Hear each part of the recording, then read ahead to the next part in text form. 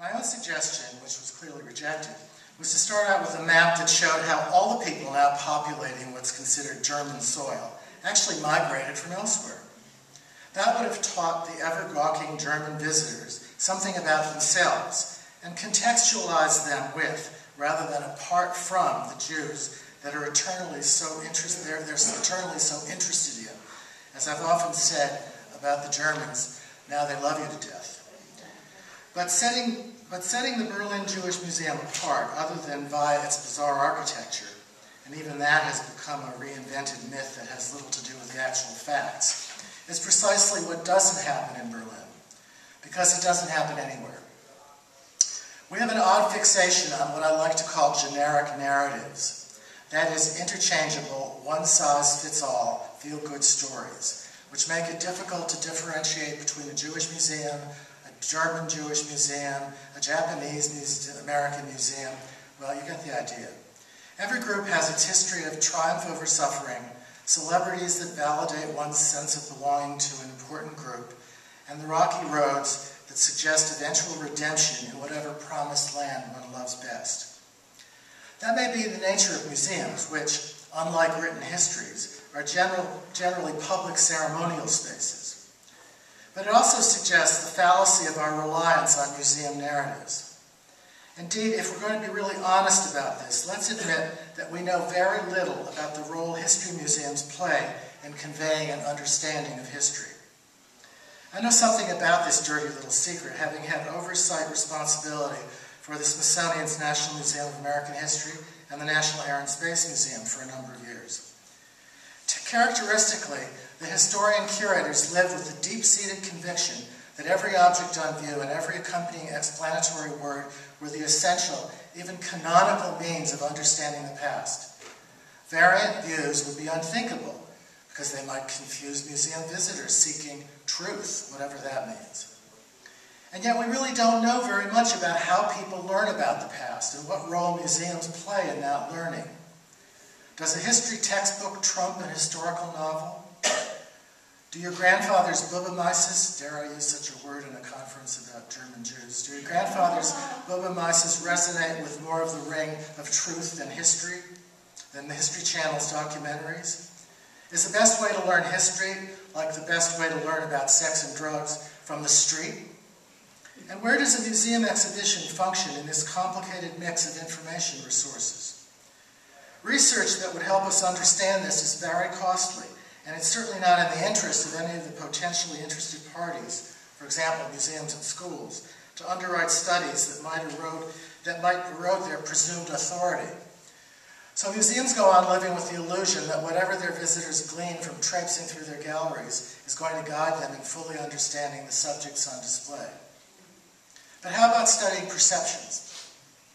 My unscientific research would suggest that just as most people consider David's Museum of Jewish Heritage as New York's Holocaust Museum, as in, have you been to the Holocaust Museum downtown? Not, have you been to the Museum of Jewish Heritage downtown? Most visitors to the Berlin Jewish Museum think of it as the Holocaust Museum. Does it matter? Yeah, I think it really matters a great deal, because those perceptions probably color everything about one's sense of a visit. In that sense, the Jewish Museum uptown has a distinct advantage. But if anyone goes upstairs to the upper exhibition floors, which few people do, they would have a difficult time figuring out its generic narrative, how the Jews have survived through the centuries, a story told via objects which have little or no relationship to how Jews have survived through the centuries. Does it matter? Probably not. But that's because we know so little about the lasting impact of these generic narratives, and we probably don't even want to know. Don't mess with my illusions. Don't ask attitudes about whether visiting a Holocaust museum affects my voting or my sense of what immigration law should be about. The Berlin Jewish Museum's narrative fits comfortably into this matrix. But in this case, it's made to make sure that the Germans feel bad about what happened to the Jews, while making the Yekis proud. A difficult task, but admirably accomplished. Well, okay, there's some bits about which people will disagree. like the Christmas tree that supports those whose own families have reveled in the Tannenbaum and disgusts others who find it inappropriate in a Jewish museum. I love it, even though my family did not have a Tannenbaum. And I believe that there's too much emphasis on promoting the caricature of all German Jews as assimilationist, rather than the likely more common reality that they were a lot like my grandparents, 2 or 3 day a year Jews who managed the requisite family bar mitzvahs, went to the opera, and didn't even presume that true assimilation was an option. On the other hand, there's not a lot here about how important Germany, and especially Berlin, were to, let's say, Chaim Nachman Bialik, or Isaac Bashevis Singer, that was Ostjuden, the lure of Germany for so many from the East. We don't want to complicate our Yankee mythology by letting in the Ostjuden. Or, as my late mother asked me when she visited me in Berlin and we were working on the museum's story, so are you going to tell about the Jewish ladies' aid societies who worked so hard to assist the Ostjuden who were coming to Germany, and how they fed them and housed them, and made sure they got on the first boat to America? If museums are primarily feel-good experiences, then I suppose those lacunae are quite acceptable.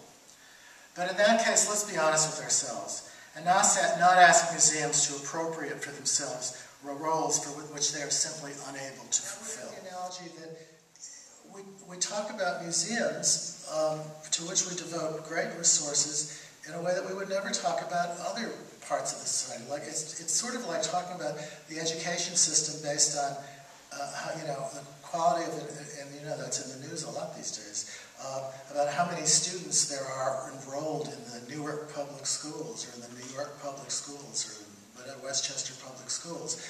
And, that's a description of learning or education, etc., etc.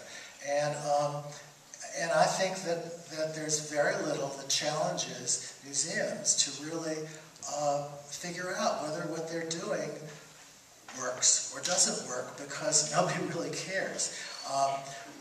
Which ought to tell us a lot. It tells, first of all, the public doesn't care because it is a feel-good experience. The most feel-bad experience in museums these days is in art museums, because they will do once in a while annoying but politically challenging exhibitions that history museums will never do. You have to go to the Whitney Biennial to see people making art. It's usually terrible, but anyway, making art that sort of deals with politics and government and stuff like that. You're not going to see it in history museums. History museums are all about making you feel good. It's not meant to be an indictment of museums. I think museums are very arrogant places. I think they're filled with people who think they know. And questioning is just not part of the deal. And which is why what you said about the Tenet Museum is really interesting. I haven't been on a tour for a long time, but the point is, there's a lot we don't know. And telling people a lot about what we don't know is as important as telling people what we do know. I remember a symposium like this when I was at the Smithsonian, in which I said, why don't we tell people that we don't have all the truth? And one of my colleagues said, well, they come to us for the truth. If they find out we don't have all the truth, they may stop coming. I'm not kidding. So, there is a weird sensibility that the museums are imbued with that I find disturbing. I don't mean your museum, I just mean in general.